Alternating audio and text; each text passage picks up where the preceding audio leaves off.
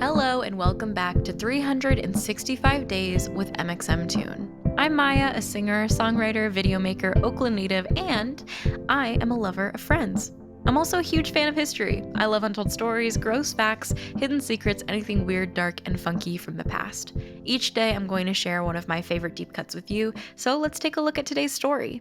It's 365 with mxmtoon. New facts every day, so don't leave too soon. I'm gonna teach you stuff, no it won't be tough. Gonna go a year till you've had enough. It's 365 mxmtoon. Today, in 2004, the finale of the TV show Friends appeared on NBC. 52.5 million viewers watched the finale. It was the fifth most watched television finale in history at the time it aired. Friends had been on the air for 10 years and had developed an almost cult-like following that it has somehow been able to retain in the intervening years. It seems like every generation has their Friends moment. Even though the show's original audience was Gen Xers and millennials, today you can see tons of Gen Z folk sporting Friends gear like t-shirts and hats. The series, as one might guess, followed the lives, loves, and exploits of a group of 6 friends living in Manhattan in the 90s. The show starred David Schwimmer, Jennifer Aniston, Courtney Cox, Matthew Perry, Matt LeBlanc, and Lisa Kudrow. Their characters, Ross, Rachel, Monica, Chandler, Joey, and Phoebe, all had distinct quirks that led people to begin to categorize themselves as one friend or the other. Monica was neurotic and very clean, Chandler was lonely and sarcastic, Joey was a playboy and loved to eat, Phoebe was witchy and off-kilter. Individual plot lines varied wildly, from Ross adopting a pet monkey named Marcel, to Joey taking a turn on a game show, to Rachel and Monica betting their apartment in a friendship contest against Joey and Chandler. At turns both zany and endearing, fans began to memorize the most iconic lines from the show and bring them into everyday conversation. We were on break. Anyone?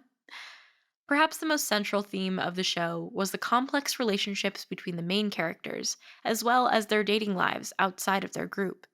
Hints of the ongoing, on again, off again romance between Rachel and Ross were hinted from the very first episode, where Rachel runs into the gang's coffee shop in a wedding dress as she escapes her wedding to a boring dentist, just as Ross intones to the group that he just wishes he were married again. Ross's several divorces were another long-running gag on the show.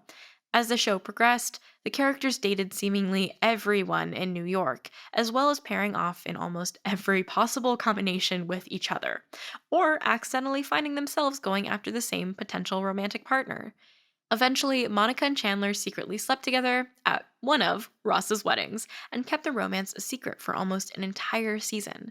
The episode where everyone else in the group finds out, aptly titled The One Where Everyone Finds Out, became an instant classic among young people who were familiar with the humorous happenings of a group of friends with complicated romantic connections. Over the course of the 10 years the show was on, the cast went through many trials and tribulations, and the show itself changed how we perceive sitcoms in America. When the show began in 1994, each member of the cast was making $22,000 per episode.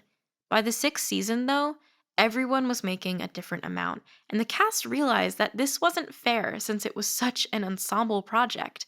In an unprecedented move for TV, they banded together and demanded to the show execs that everyone earn an equal amount per episode. It worked, and by the final season, everyone was earning $1 million per episode. Meanwhile, the actors were going through their own struggles. Courtney Cox was struggling with infertility, while Jennifer Aniston's character, Rachel, was pregnant, and it made it emotionally challenging for her to show up on set every single day. It was hard for her to watch a storyline of pregnancy every day while she herself could not conceive. Matthew Perry, who played Chandler, struggled with substance abuse throughout the course of the show and had to go to rehab twice during the years of filming. But Matthew Perry also had a unique role in shaping the show. He was the only cast member allowed to sit in on screenwriting, where he'd help the other writers come up with jokes and hone dialogue. The show was so popular that it had lasting impacts on both TV and the world. Entertainment researchers have also stated that after 9/11, Friends helped New York and America come back from the scary and gloomy aura that the disaster brought on. Travelers were wary about New York and the US in general in the aftermath, but the show's silly, fun nature helped bring America back from the scary, depressing precipice that 9/11 caused. Though today TV is rife with shows about friend groups, Friends was actually a pioneer in that genre. Most uber popular TV shows at the time were focused on families, and Friends popularized the idea that friends can be their own sort of family, as evidenced in the gang spending holidays together and meeting each other's parents and other relatives. The finale itself was called The Last One, and, spoiler alert, it followed the groups as they prepared to leave their longtime Manhattan apartments and begin the next chapter in their lives. By this time in the series, Phoebe was married to an affable pianist named Mike, played by well loved guest star Paul Rudd. Monica and Chandler were in the process of adopting twin babies, and Rachel was deciding whether or not to take a fashion job in Paris. Ross debates throughout the episode whether he should confess his love for Rachel, and she's already left for the airport when he decides that he needs to shoot his shot and go for it, to try and convince her to stay with him in America. Once he and Phoebe arrive at the airport, they can't find Rachel. In a tension-filled and quotable moment, Ross talks to Monica on the phone and tries to figure out where Rachel could be at the airport. Monica reads off the details on her plane ticket and says that it's taking off from Newark Airport. What? Ross replies. Newark Airport, Monica says. Where are you? Ross, chagrined, replies, JFK. The writers employed a bit of New York in the joke here. New York has 3 airports, the aforementioned Newark, which is actually in New Jersey, John F. Kennedy, and LaGuardia. They're all notoriously busy, difficult to get to, and very far apart. Ending up at the wrong one is nothing short of a travel nightmare, especially when you're trying to reach the love of your life. It was an emotional moment for fans worldwide. Rachel and Ross's on-again, off-again relationship had proved an inner tension to the show since practically the very beginning, and fans knew that it would have to be somehow resolved in these final episodes. As Ross and Phoebe work to stop Rachel from going to Paris, the show poses its final question. Did she get off the plane? Well, we'll skip the answer to that question in case any of you haven't finished Friends and don't want it to be spoiled. But rest assured, it's a finale worth watching. Now let's talk about some music history. Today in 1965, Keith Richards couldn't sleep. In case you need a refresher, Keith Richards is the epic band leader of the Rolling Stones. He was at the Jack Tar Harrison Hotel in Clearwater, Florida, and was having trouble sleeping as a guitar riff ran on repeat throughout his head.